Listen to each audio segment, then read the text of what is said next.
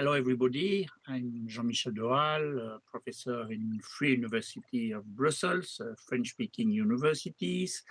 And with my department, my lab, and with Neira, we organize a lot of webinars. All the 2 weeks, we organize a webinar about political situation in Central and Balkan countries. So the last was focus on civil society and protest in the region. Sometimes we focus about elections, etc., etc. And we will record this webinar, and then after this we will share in our YouTube channel. It will be the last for 25, but surely that mid-January we will organize new webinar. We will organize some webinar about the rise of extreme right party in the regions, to focus about Poland, Romania, Czech Republic also, etc., etc. And we are totally open to organize with you all the webinar. It is a round table. Then the idea is not to have a very long presentation at the end of the day. The idea is to have a short intervention, and after to give the floor to the audience to discuss the very interesting and important topic about Bosnia and after Dodik. I would like to thank Neira to help me to organize this webinar, and I want to thanks a lot all the well-known participants to accept to discuss with us about these very important and complex questions. I will give the floor to begin to Neira for a first presentation, and after this I will give the floor to Florian, to Damir, to Jasmin, and for 11-12 minutes if possible, and after this we will give the floor to the audience. But when each our guest have finished to speak, maybe you want to agree or disagree, you can also discuss. Surely the different presentation is not an obligation to be agree with everybody. It's very good also to see the different analysis. Really, we are very proud to invite you in this webinar, and people will continue to arrive because I receive 53 different messages to participate to this webinar at 5:30. At this moment, it's very interesting, and then we will see how many people finally will arrive. Thank you very much, and Neira, you have the floor. Thank you, Jean-Michel, and thank you all for being here today with us. So today, as Jean-Michel said, we will discuss the recent political events in RS in Republika Srpska, the Serbian entity in Bosnia and Herzegovina, the condemnation of Dodik, and the subsequent November 2025 presidential election in the same entity. At first glance, these events might suggest a moment of rupture, yet when we examine the broader political trajectory of Republika Srpska, what emerges instead is a strong sense of continuity under a different guise. For years, RS leadership has gradually eroded state-level competences, attempting to seize control over rivers, forests, or defense property. The celebration of January 9, repeatedly ruled unconstitutional, continues to symbolically affirm a parallel state project. What we are witnessing today is not a departure from the Dodik era, but rather its latest phase, a long-term strategy aimed at expanding entity authority at the expense of the Bosnian states. So let me begin first with the event that brought us to this discussion. On 26 February 2025, the Court of Bosnia and Herzegovina sentenced RS President Milorad Dodik to 1 year in prison and 6 years of disqualification from public office. He was found guilty of refusing to implement decisions issued by the High Representative and the Constitutional Court, including blocking the entry into force of entity laws, openly challenging Bosnia's central institutions. This was the first time since Dayton that a leading RS politician was convicted and effectively removed from office for defying the states. The appeal court later upheld the verdicts. Dodik's prison sentence was then commuted into a fine of 18,000 euros, which he paid despite publicly claiming he did not recognize the authority of the court. In practice, this means that although the theoretical rejected the decision, he ultimately acknowledged the authority of the judiciary by complying with the sentence. Symbolically, the ruling demonstrated that the state's institutions can still act, but its deterrent effect proved extremely limited, and the political crisis surrounding the conviction immediately raised doubts about Sarajevo's real ability to enforce its authority in the entity. This raised immediate questions about the real capacity of the state to enforce its rulings inside the RS due to all the events surrounding this condemnation. Indeed, Dodik's ability to avoid arrest, despite warrants issued before the final ruling, reveals a deeper structural problem: his entrenched control over RS police and security apparatus. During the crisis, the authorities attempted to block access of state-level security and judicial agencies to some parts of the RS territory. Dodik traveled also abroad while reportedly being protected by the RS police forces, openly ridiculing state institutions while under arrest. He also announced and then cancelled a referendum on his own presidency, mirroring his long-standing pattern of threatening referendums, especially on the RS secession. Eventually, he appointed Ana Tršić-Babić as interim president and placed himself behind the SNSD candidate that we will be talking about today, Siniša Karan. Crucially, Karan served for years as RS Minister of Interior, the man directly responsible for the police and the security apparatus. His elevation signals not a rupture, but just a reconfiguration of institutional control, inserting a loyal security insider at the top, which ensures that the system built by Dodik continues unchanged. The RS presidential election held on 23 November of this year was intended to fill the presidency for just 11 months until the general elections that will be held in October 2026. According to the official results, Karan, the SNSD candidate, won the election with 50%, while his opponent, the candidate of the SDS, Branko Blanuša, lost with 48%. With a low turnout of 35%, it raised the question of whether even this election reflects the will of the RS citizens or simply a mobilization of a narrow pro-establishment electorate. The electoral campaign essentially revolved around Dodik. Although he was not legally allowed to participate, the list of the SNSD for the election was even named for Karan and for Dodik. Dodik pushed his rhetoric further than usual during this campaign. His xenophobic and Islamophobic discourse is well known, especially his hostility towards Sarajevo, its institutions, and the Bosniak population. But this time he escalated even further, openly and publicly insulting the Bosniak Muslim population of the country. This is notable because neither Karan nor Željka Cvijanović, the representative of the Serbian citizens at the Bosnian presidency, employed such rhetoric. They remained comparatively measured in their vocabulary. Dodik not being a candidate, he had the freedom to deploy an extremely polarizing and emotionally manipulative hate narrative without facing political or legal consequences.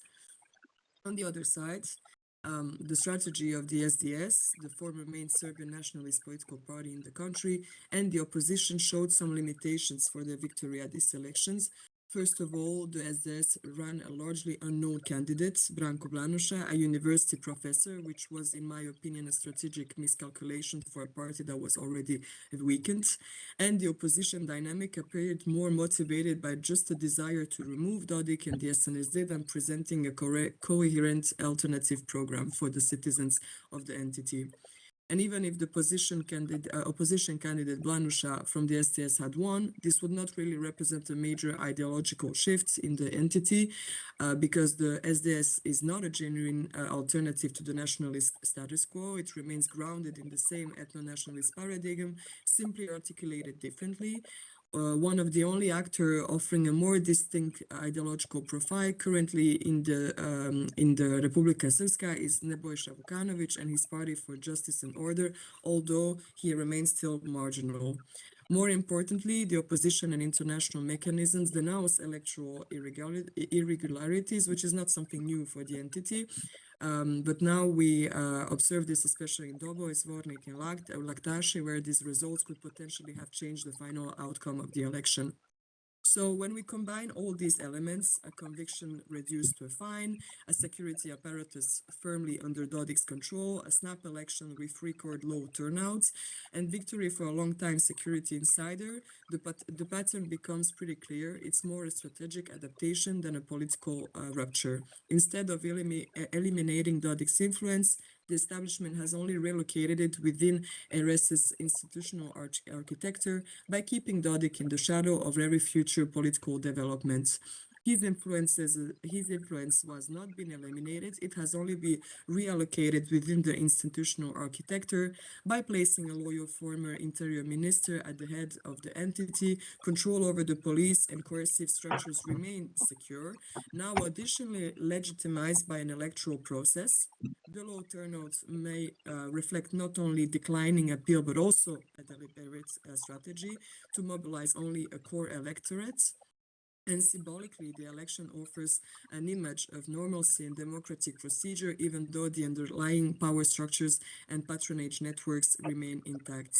Republika Srpska therefore remains a soft authoritarian system where institutions such as courts and elections do not guarantee pluralism but just reproduce control. These developments have several consequences for the country as a whole. The central authority remains weak. Dodik avoids prisons. He retained political influence and remains the architect behind Karan and the SNSD future strategies. This sends contradictory signals to citizens about the rule of law. We also observe an erosion of international pressure with the partial lifting of the US sanctions, even after his conviction, that reinforce the perception that Dodik can maneuver his way out of external constraints. And also a structural fragility of the opposition, because even when competitive opposition forces face structural disadvantages that prevent general change of power. In conclusion, we should avoid framing this situation in Republika Srpska as a post-Dodik era of transformation, but what we see instead is more a controlled transition, the same political project under new management, preserving the old levers of power. The nationalist paradigm remains dominant, but is now channeled through more institutionalized and arguably more stable mechanisms. The real test will come in October 2026 if the opposition remains fragmented and unable to challenge the SNSD institutional dominance. No meaningful transformation will occur, only further consolidation. Thank you for your attention. Thank you very much, Neira, for this very important speech. And I think people who are not too specialized can more understand the political situation. And I will give the floor to Florian Bieber, Professor of Political Science at the University of Graz, but I'm not sure that I must explain you who is Florian Bieber. It's everybody know. Thank you. Thanks, Jean-Michel. Thank you for the invitation, and also Neira for this really very good, excellent, succinct summary of the situation. Makes it harder for me to add something. I'm sure Jasmin and Damir will give more about the local political dynamics. I would maybe take a few points from the larger context and raise a few questions. So the first point, which I think is very clear, I would agree that this election is, of course, continuity, not change. And in fact, Dodik is doing something which other political leaders have done in the region, usually not forced by court decisions, but Milo Đukanović has taken in the past positions of no office in order to control politics. Office switching is common, not just in Russia, but also in Serbia. So this is something really nothing new. I think what is though striking is that declining support for Dodik and SNSD. I think that is quite important. I mean, Karan won by 8,000 votes, so a very narrow victory. Despite all the institutional resources and despite low turnout. So I think normally low turnout favors incumbents. So here we had a situation where we had historically low turnout and still the incumbent won. And that is, as Neira pointed out, despite all the blunders of the opposition, with the candidate, with the not having a broad coalition of the opposition, with PDP joining the party, one of the opposition parties, who's also controlling the main.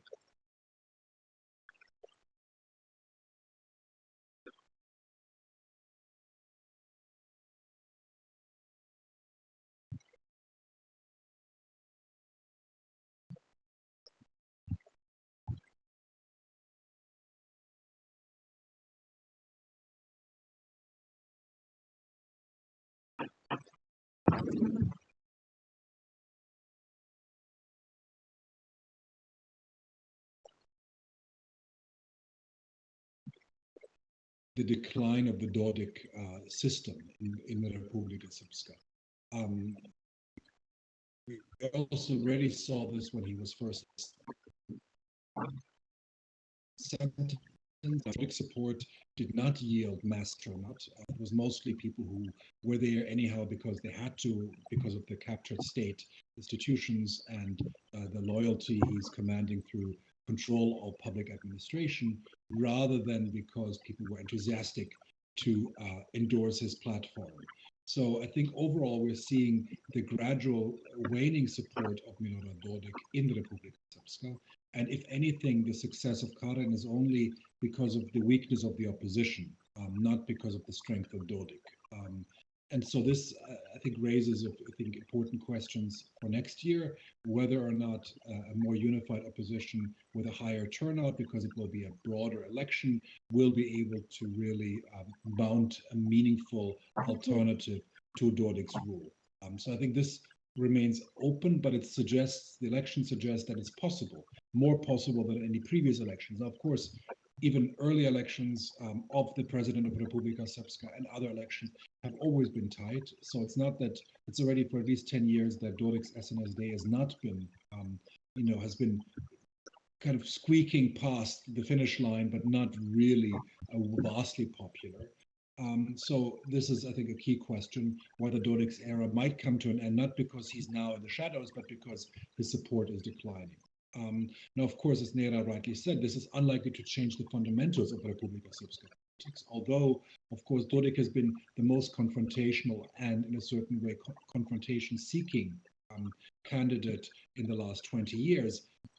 The other candidates are not less nationalist, but whether they will pursue the same obstructionist policies, not as sure. And so that's something, or whether they are both in their style and in their behavior would always provoke escalation as much as he does. So that's something I think is less clear than the nationalist consensus, which remains still quite prevalent in Republika Srpska. The two questions I would like to raise, which seem, I think, worthy of discussion, is one, the United States. As Neira mentioned, the sanctions were lifted against Dodik shortly before the elections in later October, and it still remains, to my degree, unclear of why the sanctions were lifted. I mean, there are different hypotheses, whether it is about raw materials, whether it is about, some kind of Dodik succeeding to reach the attention of President Trump, or whether it has something to do with larger geopolitical games. It's unclear what is the cause of this. It's the first public display of Trump's foreign policy in the Balkans, I would argue.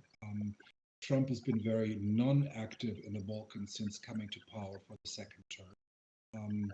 And we've had, in fact, rather signals coming from the State Department over the summer, which seem to suggest more continuity when it comes to the Balkans than rupture. So is this a sign that the US is getting more interested? It seems an odd choice because Dodik is economically, politically less relevant than, let's say, Vučić, who with the Trump Tower and the building plans, which is promoted by Trump's son-in-law, is much more important, or Albania, again, with other economic interests. But it might signal a more Trump intervention, which would be to the detriment of political transformation in Bosnia-Herzegovina and the Republika Srpska, because it would suggest that if it is not just this, if there is a more Trumpian foreign policy for the Western Balkans, that would, if this is a signal of that, then of course this might mean more open support for Dodik-style politics in Bosnia-Herzegovina. So that's a question I raised, to which I don't have the answer, but I think which we need to take into account. And then the second external relationship question is the relationship between Dodik and Vučić. And of course, there were stories in late October suggesting that there was a crisis in the bromance of Vučić and Dodik. I think they seem to have not materialized clearly. They've met since, and they at first seem to remain good. But of course, both of them, we know that their relationship was always built on opportunism rather than out of genuine affection. I mean, Dodik initially had supported Boris Tadić in 2012 against the Progressive Party in Serbia. They've become close over the years since then, but both of them are making these choices based on their domestic calculations. Dodik is useful to underscore Vučić's nationalist claim, while at the same time Vučić can give Dodik legitimacy. But both of them are in a difficult position.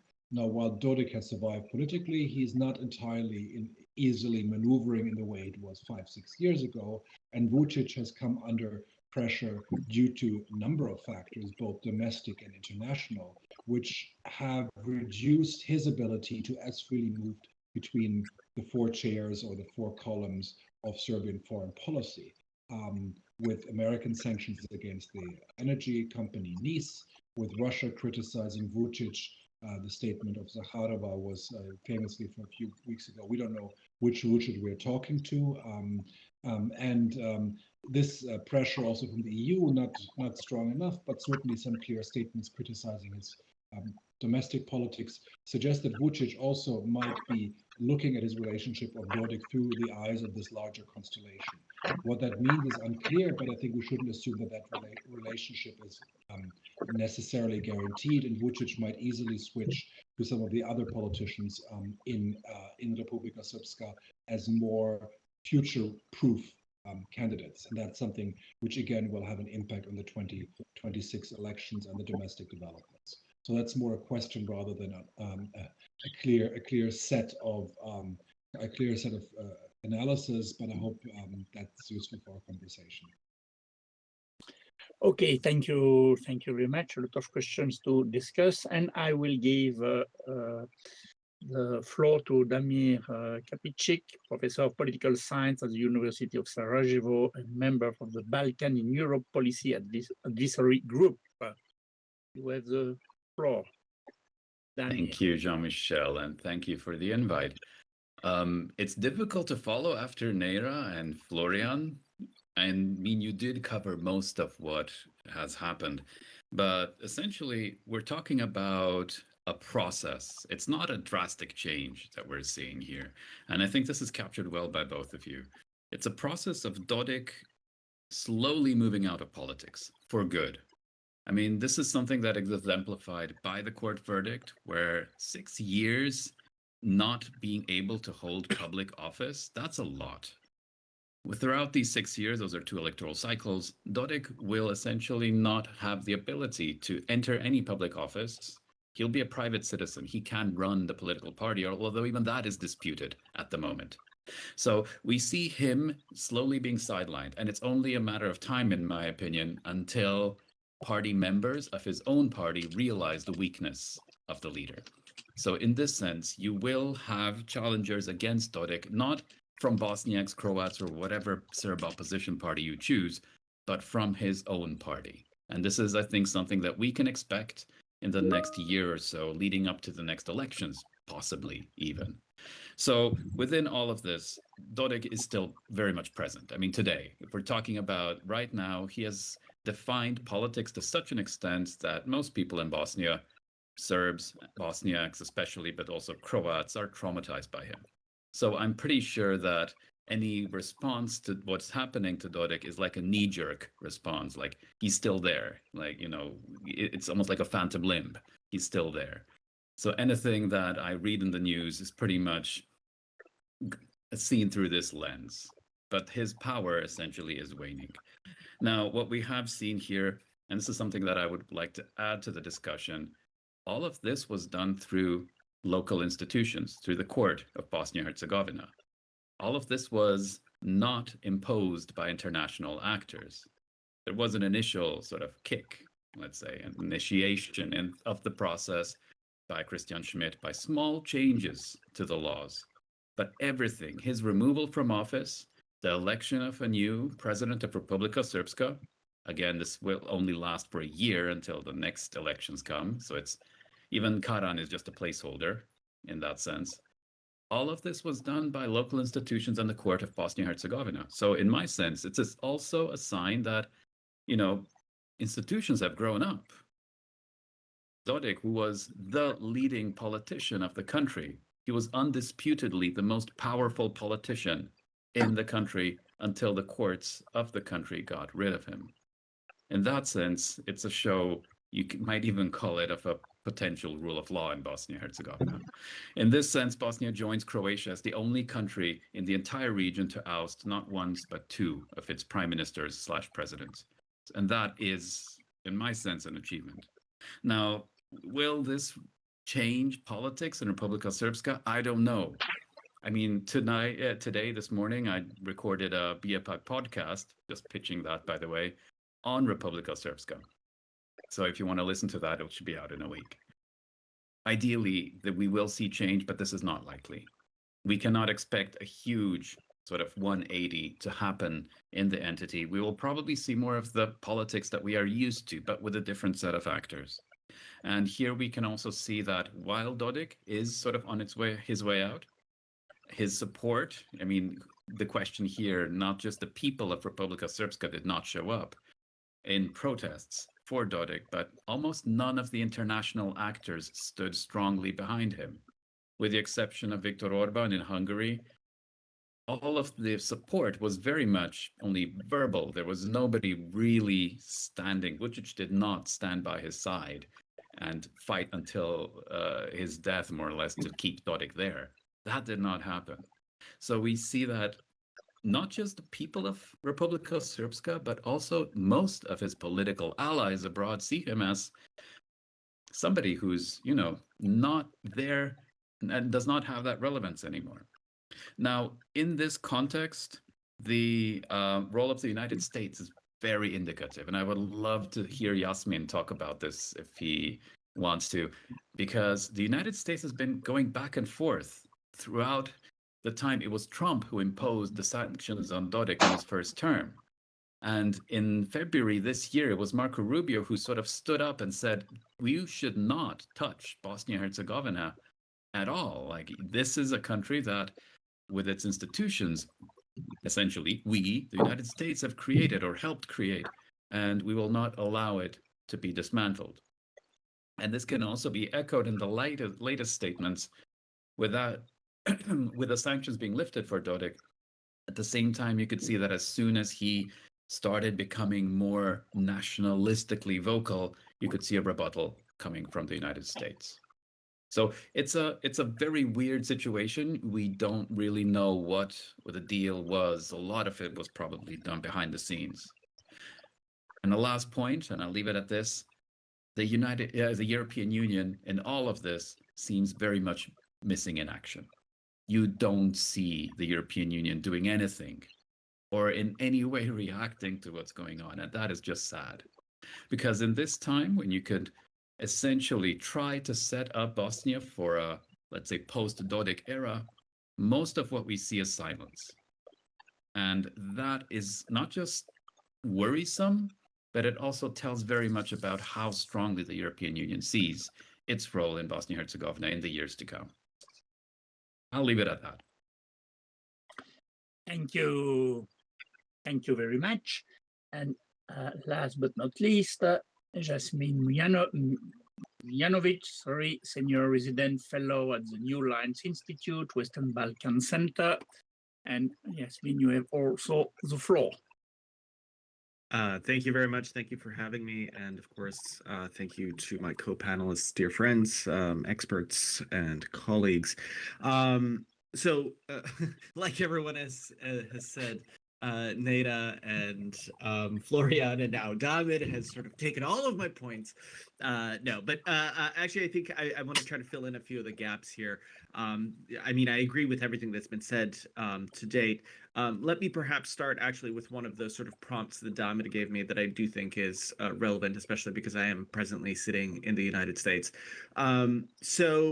You know, the U.S. policy towards the Western Balkans as a whole and Dodik in particular is in flux, and that maps onto the fact that U.S. policy in general is in flux.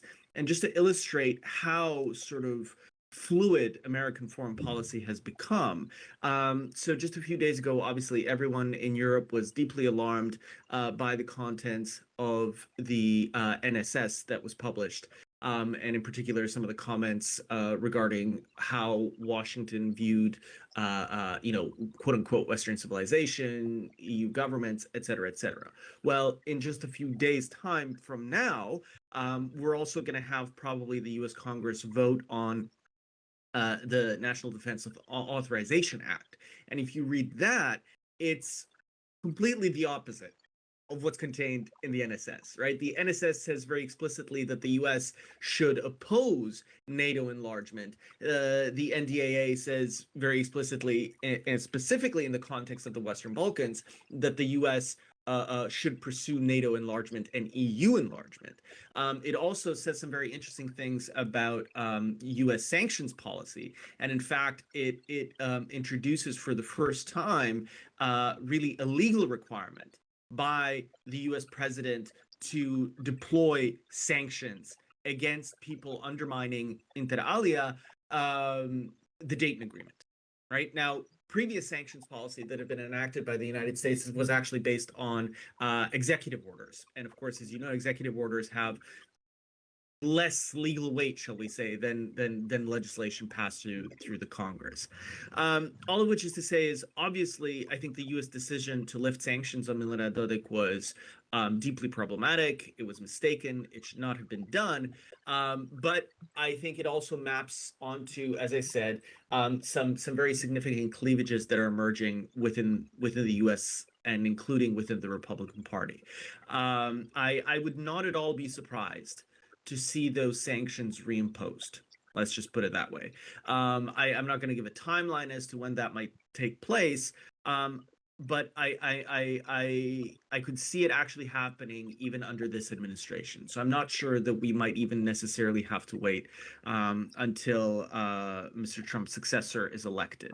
So I'll just kind of leave that there. And just as a kind of final point related to that, I will just say for those of you that listened to the Western Balkans hearing at the House Foreign Affairs Committee just a few days ago, again, you saw and heard some fairly pronounced bipartisan criticism of the U.S. decision to lift sanctions against Milorad Dodik, not least of all because, as Damir alluded to, it's really not clear what the deal was. I mean, if there was a deal, whatever you want to define it as, it's actually unclear from a purely kind of self-interested standpoint what the U.S. got in return. The cynic will say it wasn't the U.S. that got something. It was perhaps, Trump world and the Trump family that got something, because we know that Dodik has spent very, very, very large quantities of money lobbying in the United States over the past decade, but in particular over the last year or so.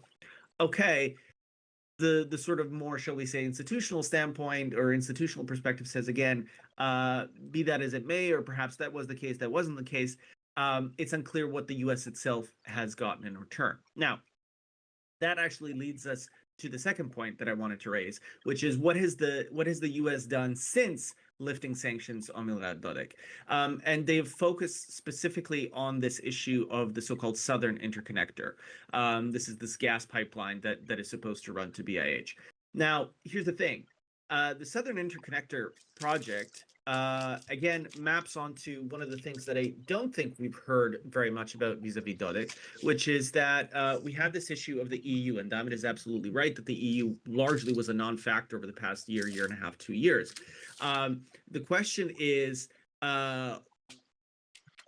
who was it within the EU architecture and the Union as a whole, who was it that really ensured that the EU would be a non-factor? And far and away, the most significant state in that regard was Croatia, even more so than Hungary. Hungary was very explicit about the fact that it was blocking sanctions at the EU level, but it was actually Croatian officials that worked very, very hard within the institutions of the EU to protect Milorad Dodik from European sanctions. Why? Because the HDZ and the SNSD in BIH itself have had the longest and, shall we say, quote unquote, most fruitful political relationship in that country since the end of the war. And as you know, Croatia has had a very, very aggressive posture towards Bosnia and Herzegovina since Andrej Plenković came into government. And it is absolutely the view in Zagreb that the HDZ's, shall we say, political primacy in Bosnia and Herzegovina very much depends on the SNSD staying in government. You had the HDZ during the past year in Bosnia moving very, very decisively, very, very strategically to ensure that there would be no change in government at the state level, even though the RS opposition parties had made very explicit that they were ready to enter government. And theoretically, they had the votes. It was the HDZ that ensured that that would not take place. Why? Because the HDZ is concerned that they won't have the kind of reliant partners in the RS opposition parties as they have had with Milorad Dodik. And the sort of flip side of that is that there's a surprisingly, shall we say, robust dialogue that has taken place over the past few years between the RS opposition parties and some of the Sarajevo-based political parties. There's conversation happening there, and there's very much a sort of a willingness on both sides to move on some pretty significant issues, unlike with the HDZ and the SNSD, who are completely opposed to dialogue unless it is dialogue on their very, very narrow terms. And so what we're going to see happen, I suspect, over the next few months is that the United States is going to run into a very, very familiar problem, which is that Dragan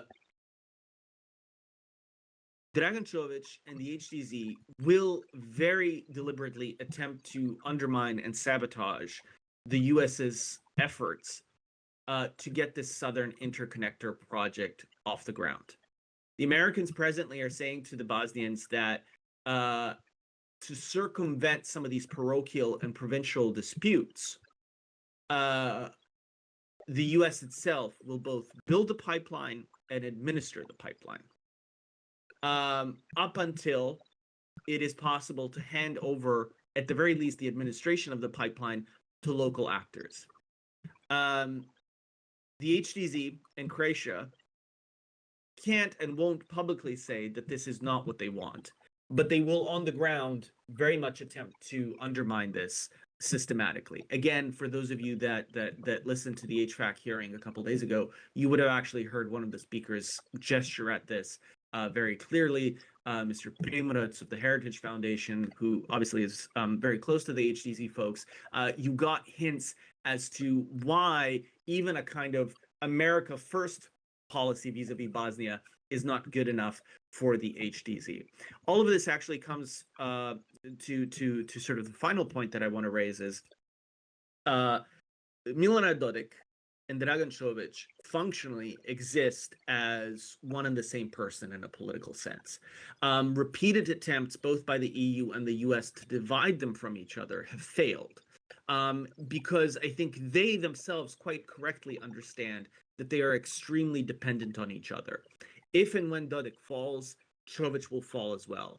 If and when Čović falls, Dodik will fall as well. And again, as a kind of really, I think, point to illustrate that, note the asymmetrical degree of moderation that has taken place vis-a-vis, for instance, the SDS versus the HDZ. The SDS, the party of Radovan Karadzic, today sounds like a borderline kind of center-right Christian Democrat party. Very moderate, very sensible, very pragmatic.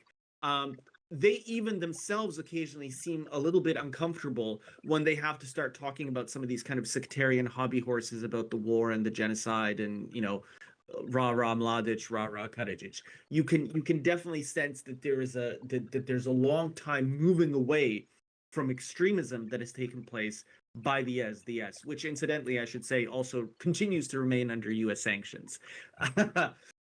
On the flip side, the HDZ not only has not moderated, you've actually seen both the Croatian wing of the HDZ and the Bosnian wing of the HDZ sort of revert to, you know, again, kind of 90s era, at the very least, rhetoric.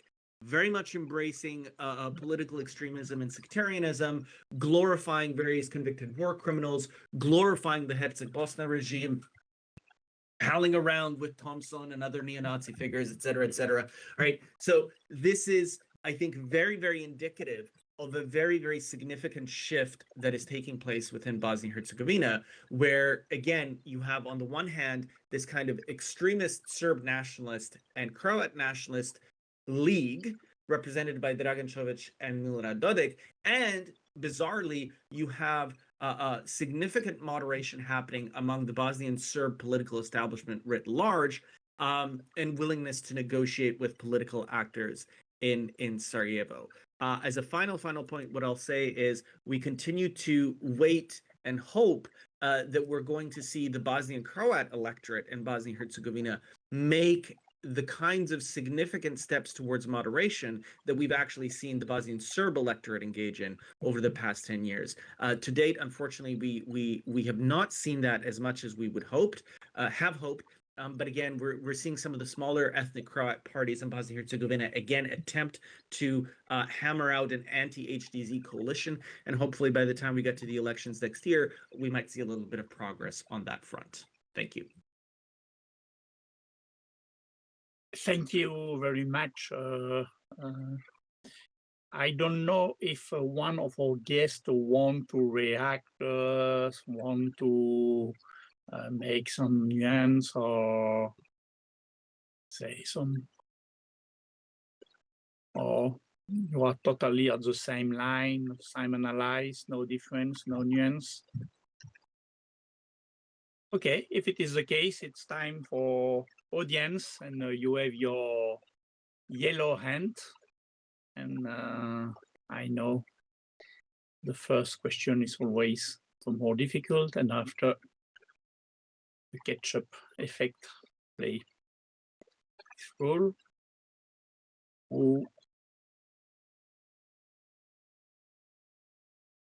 have some questions?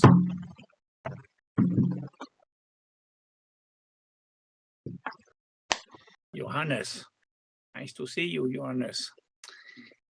You have the floor. Thank you. Maybe some comments from the different presenters on the status of the regional growth plan and the idea, what does this mean towards EU? I was a little bit sad to hear that EU was not present at all, while on the other side I hear that the US is very much present, and be it because they want to build something, administer something. How has this changed? What is the actual situation? Maybe you can bring the current situation a little bit in light towards the EU. Thank you. Okay, who want to answer? Well, I mean, I'll just jump in very quickly, and then perhaps Damir can say a few things because he's, I believe, sitting in Sarajevo right now. So the very frustrating thing again with the growth plan, I mean, we've had some positive movement over the last few days, but the key impediment continues to be that we're not able to have regular government sessions. And the reason why we're not able to have regular government sessions is that either the SNSD boycotts the session, so that took place today, or the HDZ boycotts the sessions. And again, it was the HDZ that was instrumental in ensuring that the SNSD would remain as part of the Council of Ministers. So, when you ask about even the EU sort of path of Bosnia and Herzegovina, and I'll be very honest with you, I'm very skeptical of it, not because I don't think it would be good, but because I don't see it happening. We should have a lot more criticism leveled and much more explicitly leveled, in particular against the HDZ, for their very, very critical role in keeping the SNSD in power. Because had the SDS and the RS opposition parties joined the Council of Ministers, as was on the docket, I guarantee you that we would be seeing a lot more progress at this time towards the EU by Bosnia and Herzegovina. But unfortunately, that did not take place, again, for all the reasons that I outlined a few minutes ago. Okay, I don't know if Florian or Neira Damir want to add something. I can just add a sentence saying, the growth plan, of course, is been criticized by some for being not sufficiently linked to the enlargement process. I think this has been one of the kind of larger criticism, not just for Bosnia and Herzegovina, but across the region, that it doesn't really interlink with the same kind of conditionality which we've seen with the enlargement process at large. So in a certain way, it provides money. I think Bosnia has been the least uptaking the resources. I think others might speak to that. But even if it did, it doesn't really it doesn't add to the transformative dimension of enlargement. I think the growth plan has been, Bosnia has been lagging behind others in terms of. But I think even if it did, it wouldn't really help for the enlargement process in substantial manner. Thank you. Damir, Neira? Yes, I can completely agree with Florian. There has not been a significant push when it comes to enlargement specifically. And the strategic use of, sticks and carrots, that's not there. This push to reform, it's more or less a wait and see approach from the EU. I'm not sure that it will ever work, to be honest. It has not worked in the past. And I do understand the reasoning behind it, that the actors in Bosnia and Herzegovina need to show resolve and their own willingness to move towards EU accession or EU integration. But to be honest, with imaginary carrots and weak or small sticks, you won't really achieve much. So this is a wait and see approach, because right now Montenegro, in the next year, it will either be offered membership or it will be disappointed. Let's put it that way. And Bosnia and Herzegovina is just the same with Macedonia, waiting and seeing whether these painful reforms that you really do need to take, whether they're worth it. Because if they're not worth it, no political actor in the country will ever commit to making any of these reforms. Macedonia has already been sort of disappointed once, very, very heavily. And I'm not sure about Montenegro. I'm really not sure. I'm hoping for the best, but at the moment, if there is a disappointment in that area, I do not really see EU integration moving forward in the Western Balkans at all. Thank you. All the questions. Petya from New Bulgarian University. Thank you to be with us. Petya.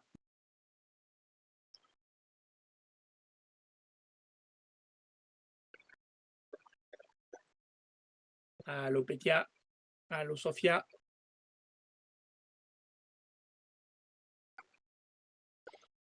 Maybe North Macedonia. Yes, Petya, you have. Okay, I see another yellow hand.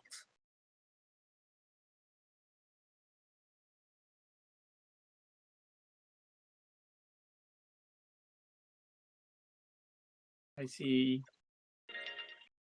somebody who... I have a more large question for guests. I think in political science, prediction is very, very difficult, but which scenario can you propose for the future of Bosnia? Because the situation seems so difficult. In one hand, you have Albania, Montenegro. Maybe they will be a member of EU. But what happened with Bosnia for you? What scenario can you imagine? Not a 7 scenario, surely, but a positive.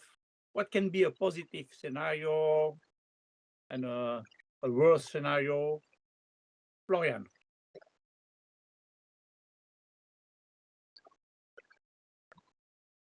Easy questions. Yes.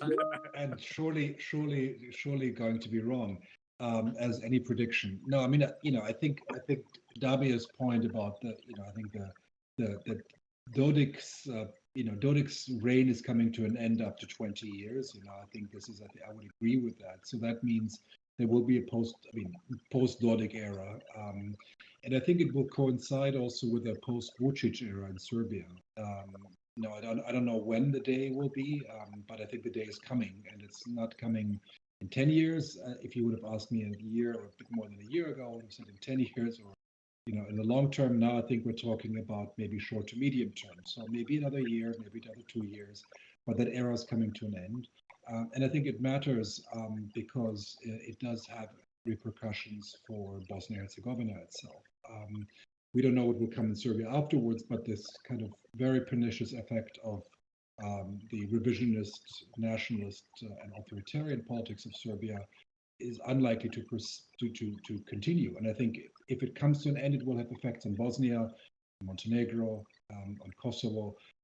And so that's, I think, something which one can say. I think the challenge in Bosnia, and I think Jasmin was alluding to it, is that in a certain way, the pieces have to fall into place, at least in 3 sides. You need to have political actors who are willing to seize the opportunity, not just for Republika Srpska, because it's no good if there are no partners among the Croat elected parties or among, let's say, the parties elected by Bosnian or Bosniak voters. So in a certain way, in order to create a momentum where you can change things. I think the end of the Dodik era is an opportunity where there could be this positive dynamic. I think I would agree with Jasmin that unless there's a change among either the HDZ or the voters voting for Croat political parties in Bosnia, this is unlikely to change. And of course, there's certainly, ironically, Croatia is the least prospects of change at the moment. In this, not because HDZ is so popular, but because of the lack of strong alternatives, political alternatives. And we actually seen a revitalization of revisionist nationalism in Croatia in recent months, which rather pushes a more nationalist agenda. Although recent surveys suggest in Croatia that the Domovinski Pokret, the ultra-nationalist party, is actually decreasing sharply in support, as is HDZ. So maybe this ultra-nationalism we're seeing is not that popular as it might seem at first glance. But there isn't yet a viable political alternative to take on a political project which would differ there. So, there is an opportunity next year in Bosnia. There is, I think, medium-term, a positive regional possibility. Unfortunately, I don't see the EU jumping into that gap because, yes, we have this prospect of EU accession for Montenegro and Albania, but even that is unconvincing. It's not clear. There's a lot of uncertainty in some EU member states. Germany is very much on the fence. That's a big change from the past. And we have to keep in mind that in a certain way, the clocks of the region don't tick to the same time zone as the clocks of the European Union, with, of course, AfD in Germany, the largest party in opinion polls, the Freedom Party in Austria, the Rassemblement National in France. So, of course, if in 27, 28, we're seeing an electoral success of any of those parties, or all of them, I think, of course, this will not have good repercussions for the region, even if things go well in the region. So in a certain way, I think lots of clocks have to align to make it work positively for Bosnia. But there are, I think, opportunities coming up in the coming years. Thank you, Damir. I can second what Florian said. I mean, opportunities are there. And with Dodik on his way out, this creates a bigger opportunity than we had in the past decade almost. The thing with Čović and his support for Dodik is that once Dodik is gone, Čović is really keenly aware that he is next on the chopping block of the international community. He is, let's say, not his party. I'm not saying his party. The HDZ will probably always be the main and dominant force among Croats in Bosnia and Herzegovina, but the party leadership is probably on the chopping block because of obstructions, because of the South interconnection, because of all of these, let's say, foot dragging when it comes to European integration. So in that sense, Dodik creates an opening. Whether it will be used, I'm not certain. The most likely outcome is business as usual, so that we see other parties stepping in where Milorad Dodik left out, and several Serb opposition parties are more or less say the same thing, just in a different package. So in that sense, if left on its own, Bosnia-Herzegovina will probably just continue as it has so far. External shocks, those could change things. Whether they come from Serbia, whether they come from a more rapid accession of Albania and Montenegro, that could shift regional dynamics to such an extent that being left behind is more costly. And that has strong implications for reform. Again, if the European Union considers its new democracy security architecture in a more broader and inclusive sense, that might also sort of signal a shift to at least not just verbally, but in a more concrete way, include these countries into European structures. This is the French sort of approach of including the Western Balkans as members, but a peripheral members without voting rights and similar. So all of this might change regional dynamics and might actually lead to more quicker reforms. But without any of this happening, it's most likely going to be more of the same. Thank you, Neira. Yeah, maybe I would just like to add something to what Damir just said about who is maybe the new candidate to not to replace Dodik, but to at least take over this main discourse, because as we know in the region, or at least, I mean, now we're talking about Bosnia, but it's not only in the Western Balkans, also in Western democracies, we see these tendencies to liking to have like one big personality as one big leader speaking for the whole, to be maybe to have the feeling that it has been easier to see who is ruling, who is in power. And currently now we saw it already the last years, not just now with what happened to Dodik, but also the rise of Stani Vuković in the PDP, and also how he tried to take over a little bit this rhetoric, this maybe not as radical as Dodik has done, but at least trying to follow a little bit this path of this like more radical nationalist rhetoric in the entity, which is for me really concerning about the future of these kind of candidates and personalities, because like Stani Vuković, we thought that maybe he was some kind of fresh air for the entity, pulling a new discourse, trying to present a younger perspective on the entity, which now wasn't really the case. And we saw that actually this formula that Dodik promoted is efficient, unfortunately, in the entity, and will probably give the opportunity to new leaders to just take it over and, I mean, just repeat the same formula this next years. Thank you, Jasmin. I guess I would raise a point that I don't think has come up to date, but it's actually something that is quite stark given the actual results of the most recent special election in the RS, which is demographic decline. and very significant demographic decline. So the official figure in terms of how many people voted at the special elections is about 440 some odd thousand, right? So less than 500,000 people. Now, officially, there's 1.2 million registered voters in the RS. We all know this is not true. We all know this is not the actual population. It's not the number of people registered to vote, even including folks in the diaspora. The thing that we don't know is how many people are actually left, both in the RS and Bosnia-Herzegovina as a whole. Bosnia was supposed to have a census in 2023, 24, that obviously didn't take place. There's virtually no conversation happening about it. But one of the things that has happened over the last 2 years is that we've started hearing more and more explicit references, both by international officials and local actors, to a very, very significant demographic decline. The former U.S. regional envoy, Gabriel Escobar, in several interviews, suggested that the population of the RS entity might be as low as 700,000 people. Dodik himself has actually hinted at the possibility that the figure might be even lower than that, then it might be in the neighborhood of 600 or 650,000 people.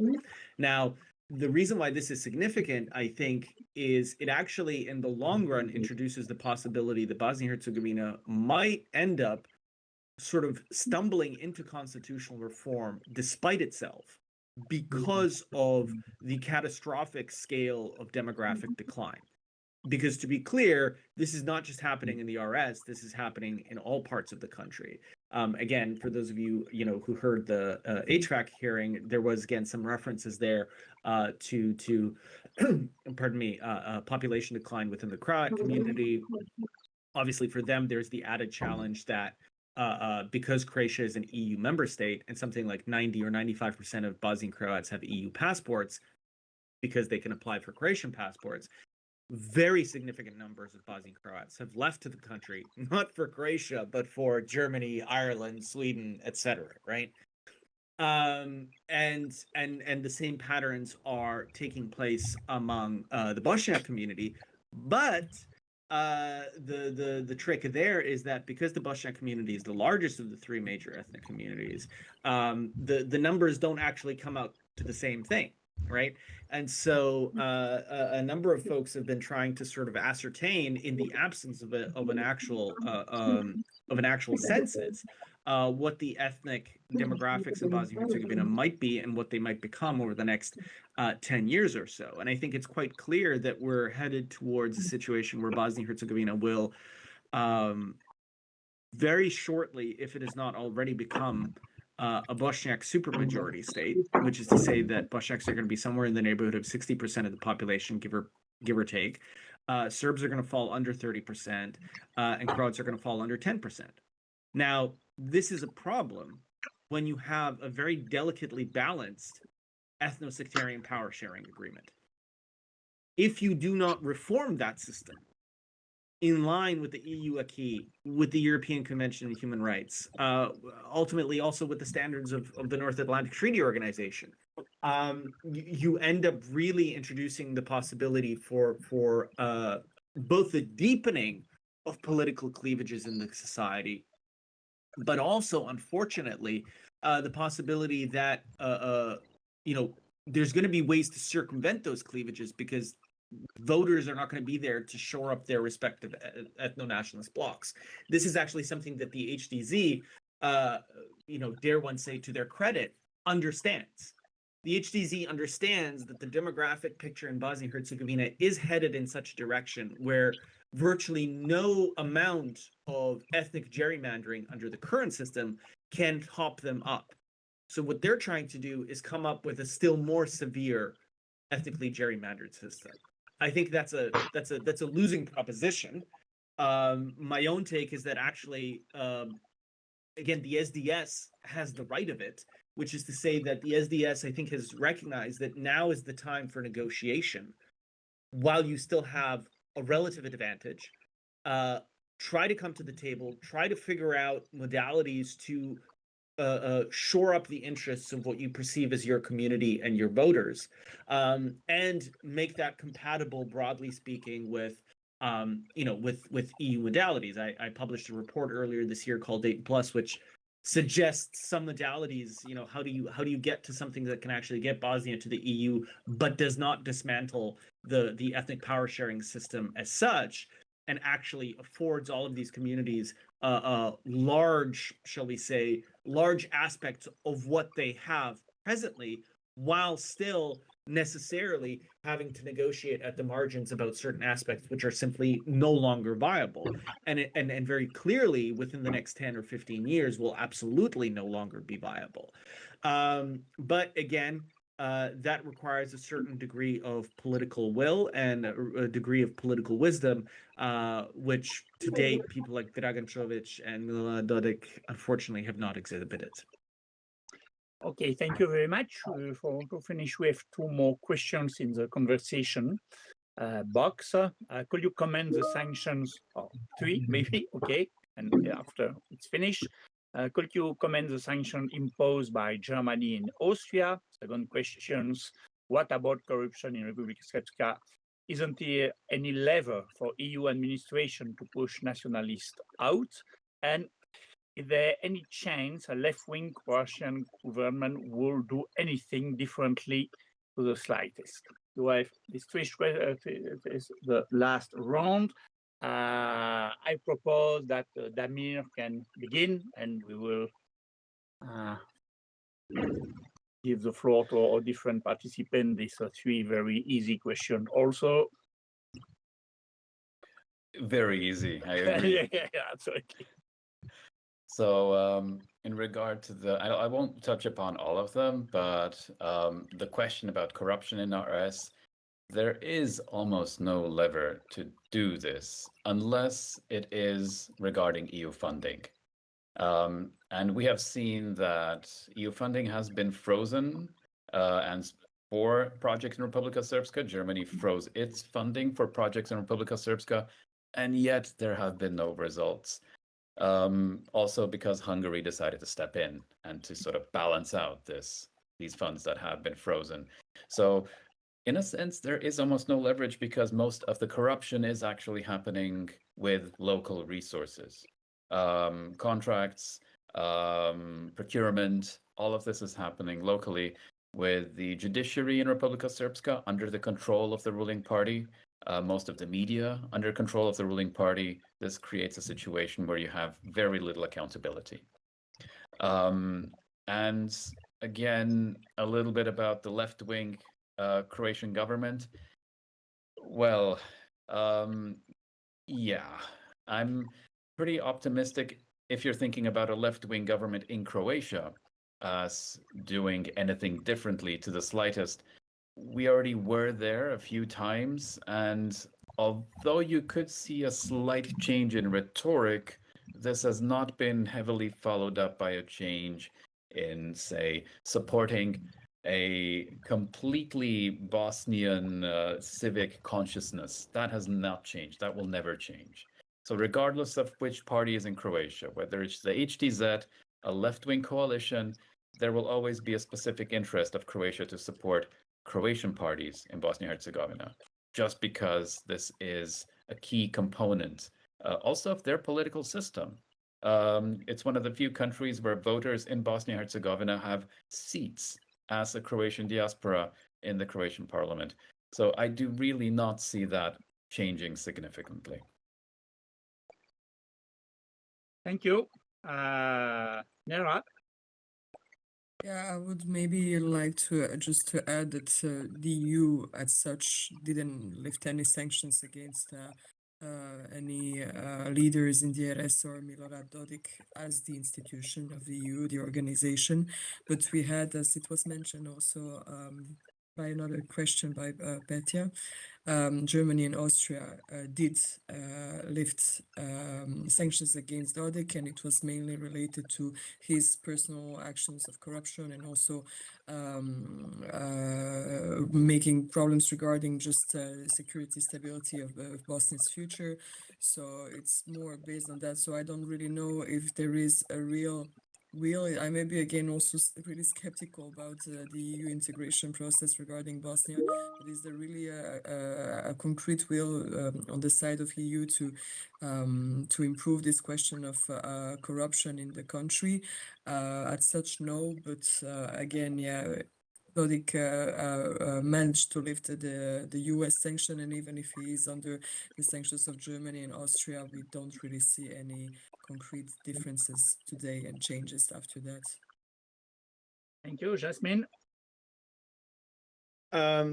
Yeah, so I think the German sanctions, the Austrian sanctions, I mean, they're actually not sanctions as such, they're more entry bans.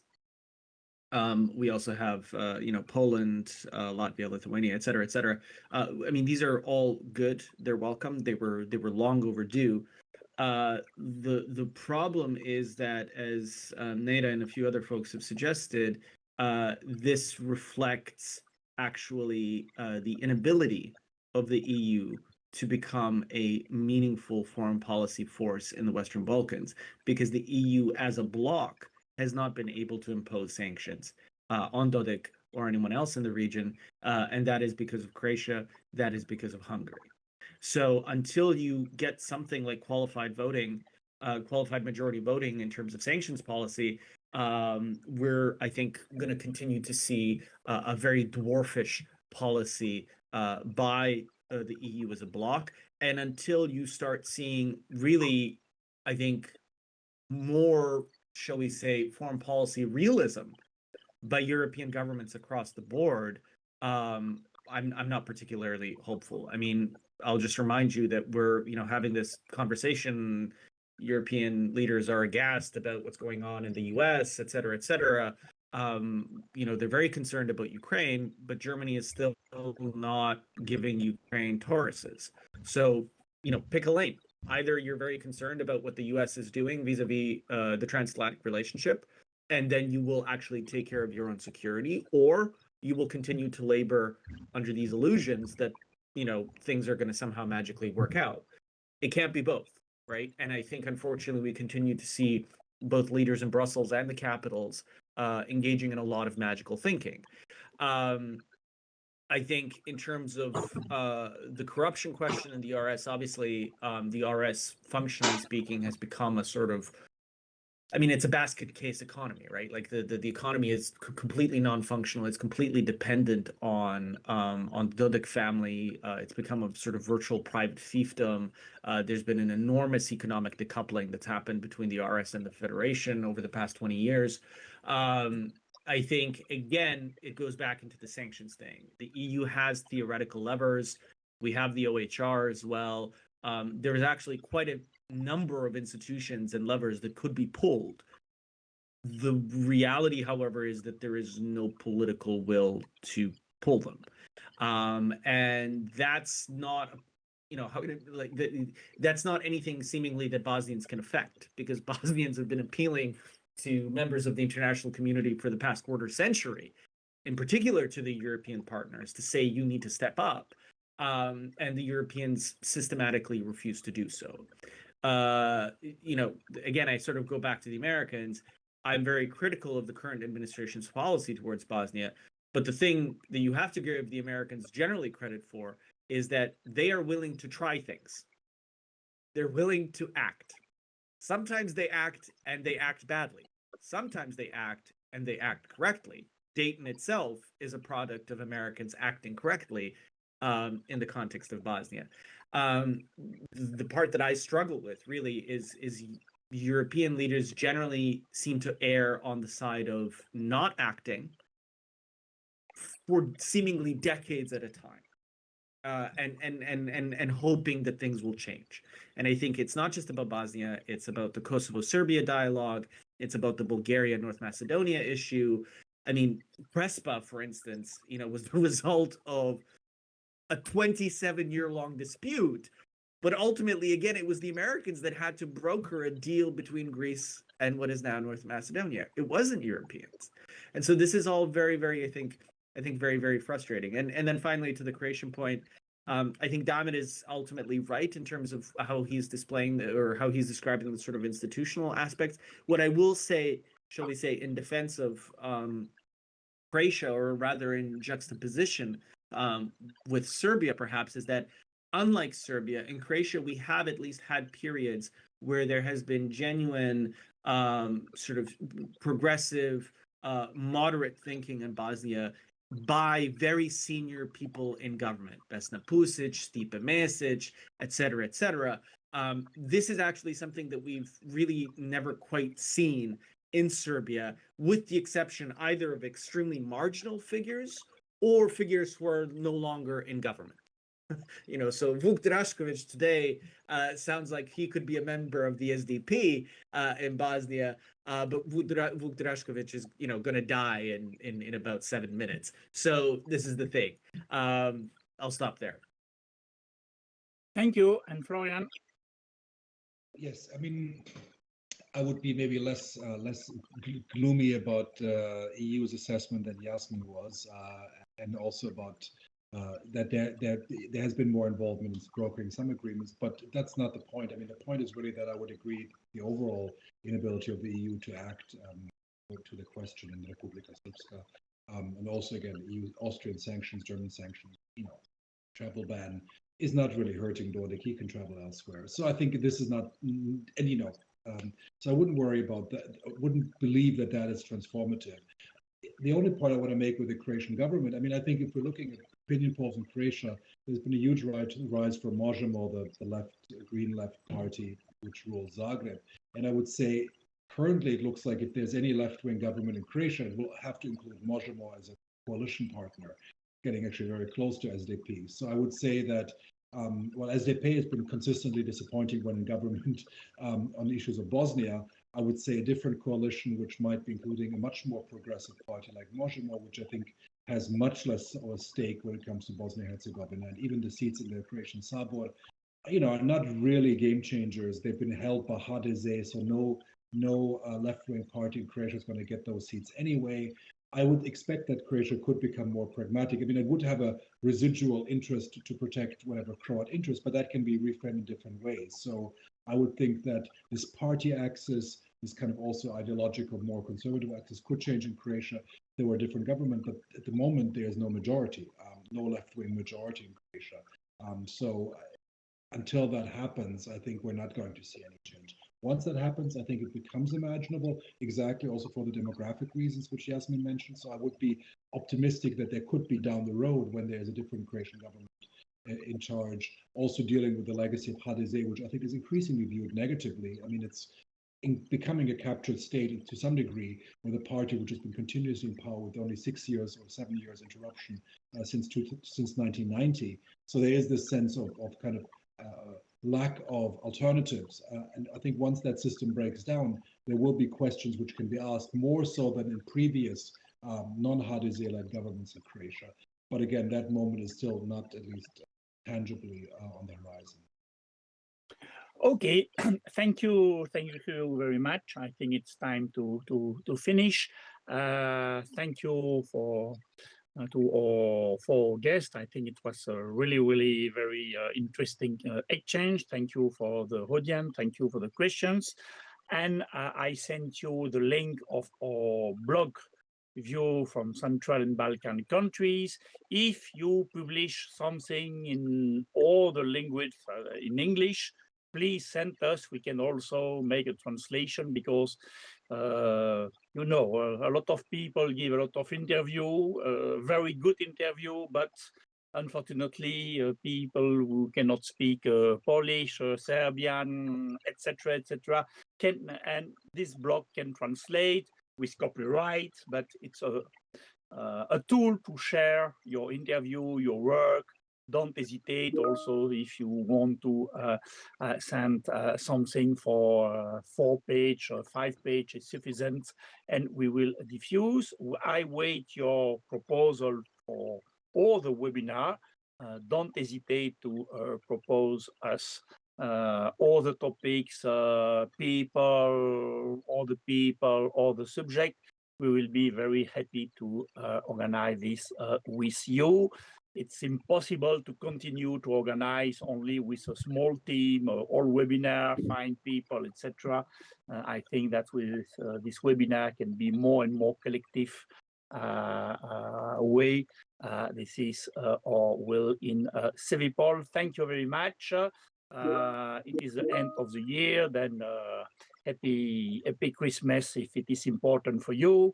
Happy New Year. I don't know what we can wish for the moment, to stay in life and to try to struggle for our value. It's more and more difficult, but we have no choice to continue to be optimist. Thank you very much. Bye-bye, and see you soon. Bye-bye.